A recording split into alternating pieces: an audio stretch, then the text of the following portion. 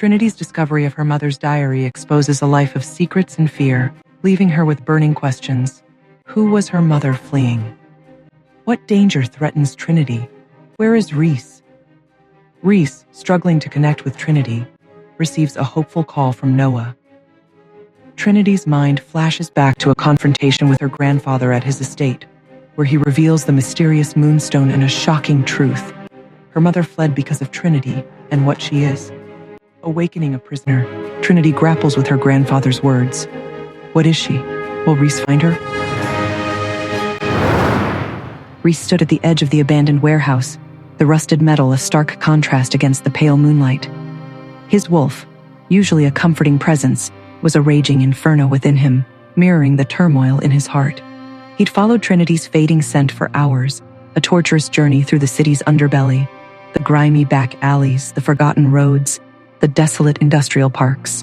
Each whiff of her scent, growing fainter with every step, was a knife twisting in his gut. Now the trail had led him here, to this desolate place on the outskirts of town. The warehouse loomed before him, a skeletal structure against the night sky.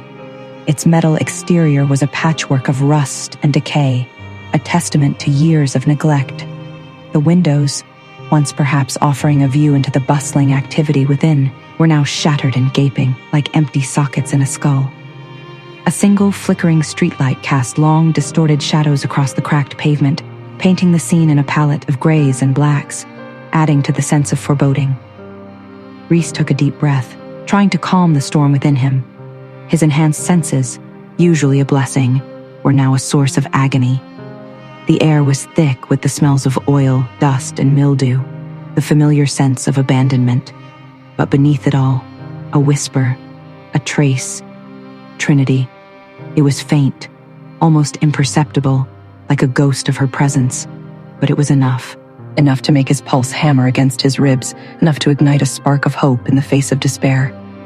She was here, he growled, the words barely audible, his fists clenching and unclenching at his sides. Not long ago. Noah, his beta and closest friend, stood beside him, his expression grim. He scanned the perimeter, his eyes narrowed, taking in every detail. Then, where is she now? Reece's sharp eyes darted around, searching for any sign, any clue, a dropped earring, a torn piece of fabric, anything that would tell him what had happened here, what had taken his mate from him. He moved with a sense of desperate purpose, sniffing the air again, trying to isolate her scent, to cling to that fading trace of her presence.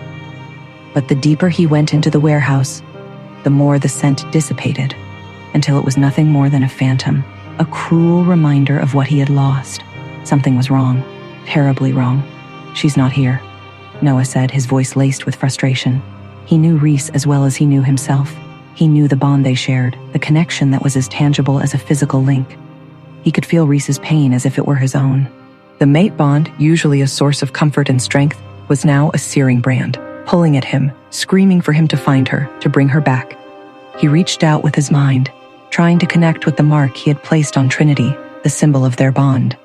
He focused, closing his eyes, envisioning her in his mind.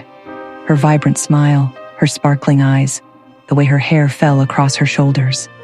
But there was nothing. No images, no feelings, no connection. It was as if she had vanished from the face of the earth. His stomach twisted into a knot of dread. He knew what it meant. They masked her scent, he muttered, his voice dark and dangerous. Someone covered their tracks. Noah stiffened, his eyes narrowing. Warlocks? Reece's jaw clenched so tight his muscles ached. It made a sickening kind of sense. A wave of pure, unadulterated rage surged through him, so intense it threatened to consume him. Damn it! He slammed his fist against the nearest metal beam, the impact reverberating through the building, a testament to the raw power contained within him. The sound echoed the frustration and fear that were tearing him apart. Noah placed a hand on his shoulder, his touch firm but gentle. Reece, we'll find her, he said, his voice low and reassuring. We just need another lead. A sudden noise, a faint rustling sound echoed from the far end of the warehouse. Reece and Noah both snapped to attention, their senses on high alert. Reece's instincts flared and he moved without hesitation, sprinting toward the sound, his movements fluid and silent. He turned a corner expecting to find an attacker, a clue, anything that would shed light on Trinity's disappearance. Instead, a stray cat bolted past him, its eyes reflecting the dim light, its sudden appearance shattering the tension. Reece exhaled sharply, the breath escaping him in a rush of disappointment and frustration. It was a false alarm, a cruel trick of the night. "It's a dead end," Noah said, shaking his head. Reece refused to accept that. He wouldn't. His mate was out there somewhere, alone, possibly hurt, and he was wasting precious time chasing shadows and empty leads. He stormed back to the entrance of the warehouse, pulling out his phone and dialing Vincent, his PAX beta. The moment Vincent answered, Reece barked, "Any updates?" Vincent's tone was grim, confirming Reece's worst fears. "Nothing yet. The patrols haven't picked up her scent anywhere else." Reece clenched his jaw, his teeth grinding together. "Then they took her far from here," he said, his voice tight with barely suppressed anger. "Probably teleported." Noah's voice was tight with concern. "What now?" Reece didn't hesitate. He knew what he had to do. "We keep looking," he said, his voice firm, brooking no argument. "Someone had to see something. There's always a trail, even if it's hidden, even if it's faint. We just have to find the right person, the right clue, the right thread to lead us to it." He wouldn't rest. He wouldn't sleep. He wouldn't stop until he had Trinity back in his arms, safe and sound. Even if he had to tear the entire world apart to find her, he would do it. He would stop at nothing. Will Reece find her before it's too late? What do her captives really want?